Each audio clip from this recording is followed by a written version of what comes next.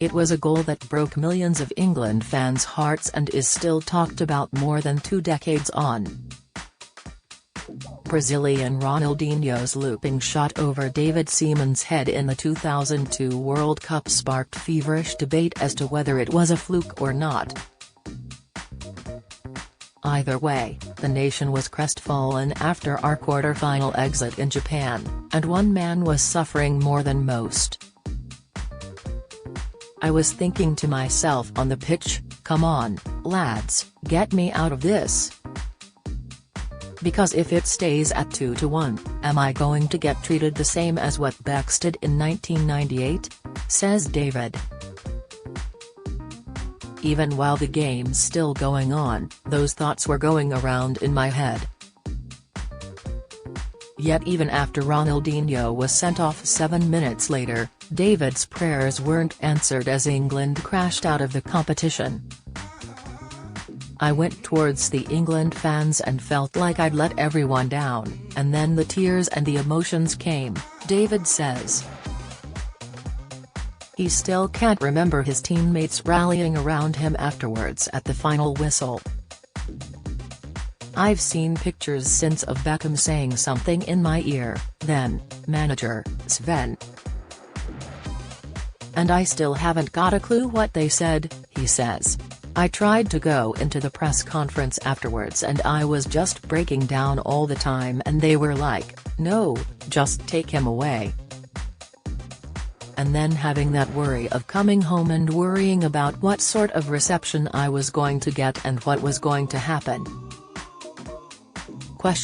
David opened up about that fateful night 21 years ago as part of our special Men in Mind spin-off podcast series, called Outdoors in Mind.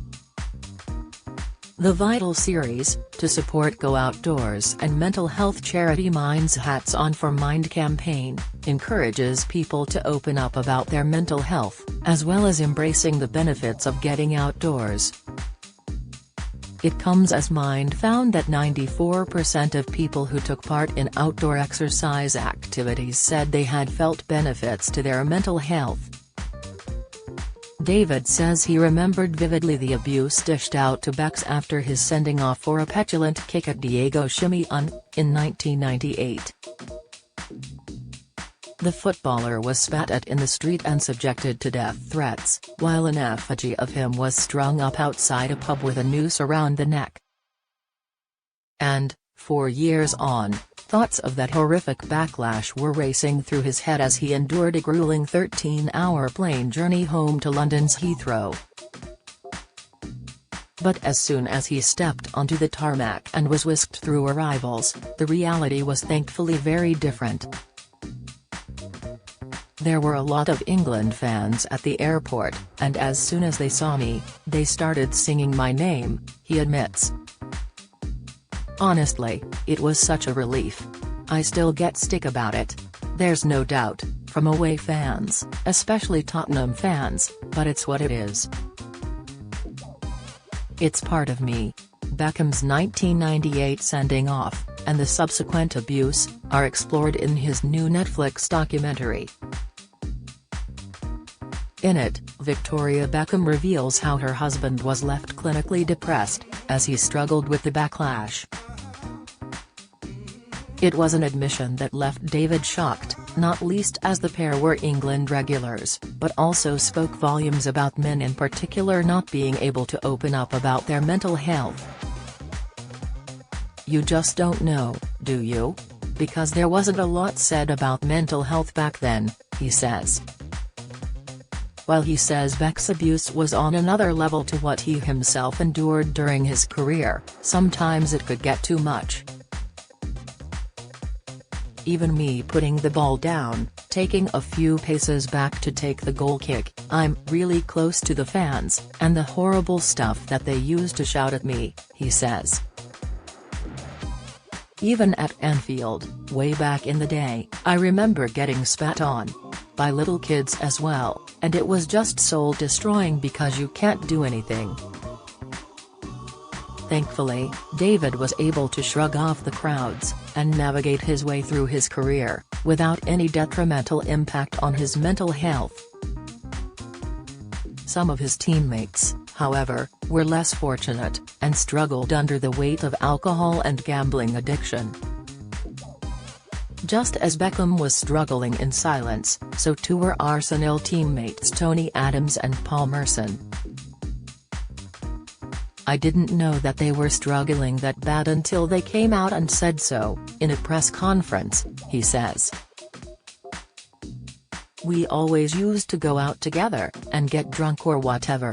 Tony would probably get drunk a little bit more, but I wasn't aware of how much they were doing it."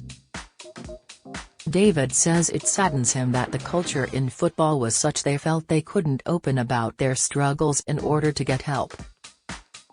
For a man to actually open up to another man or a teammate, it hardly ever happened, he recalls. As well as football, David's other big passion is fishing, and he recently took Merson fishing on the River Wye. He absolutely loved it. He's like, "I get it now." He says, "I get what buzz you get from this." He says, being down by the river is something he has relished over the years to get away from the hustle and bustle of everyday life. He often sleeps overnight on the riverbank, and enthusiastically shows off his new green fishing van, which was a present from wife Frankie, which he arrived for our chat in. "I love the tranquility and being at one with nature," says David.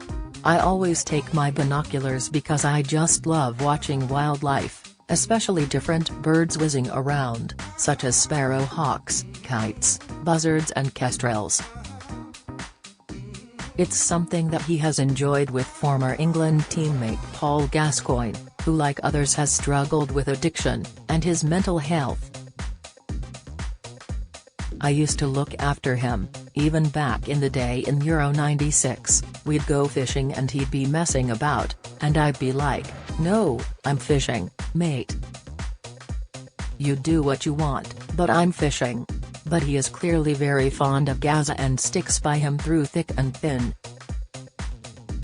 It is what it is with Paul, he's up and down, and he'll phone me up whatever time of night and I'm there for him," he says. When you've got a friend that's actually asking for help, you're going to help them. But asking is the hardest part. As well as fishing, David has filled his retirement with a newfound TV career, as well as his charity work, including designing his own hat for Hats On For Mind. "We raised £230,000 for Mind, the mental health charity last year. It means so much to people," he says proudly. When it comes to TV, David is as natural in front of the camera, as he was in between the sticks. He met dancer Frankie on Dancing on Ice, in 2006, and has since starred in 2 series of ITV show Harry's Heroes, as well as The Masked Dancer with his wife. But it wasn't always quite so plain sailing. "I say to people, that is the most nervous I have ever felt in my life, was waiting in the tunnel at Dancing on Ice to go out and perform. The worst ever by a country mile, and I've played in 2 World Cups," David laughs. David is an ambassador for #HatsOnForMind, having designed his own hat and flask, available to purchase online and in-store at partner retailers including Go Outdoors, Blacks, Millets, Nailers, and Fishing Republic. 100% of profits from the campaign will go to Mind. For support, go to mind.org.uk. Find Outdoors in Mind on Apple Podcasts, or go to podfollow.com/outdoorsmind. Alternatively, scan the QR code above to get it. The Vital News series supports mental health charity Mind's Hats On For Mind campaign, in conjunction with Go Outdoors.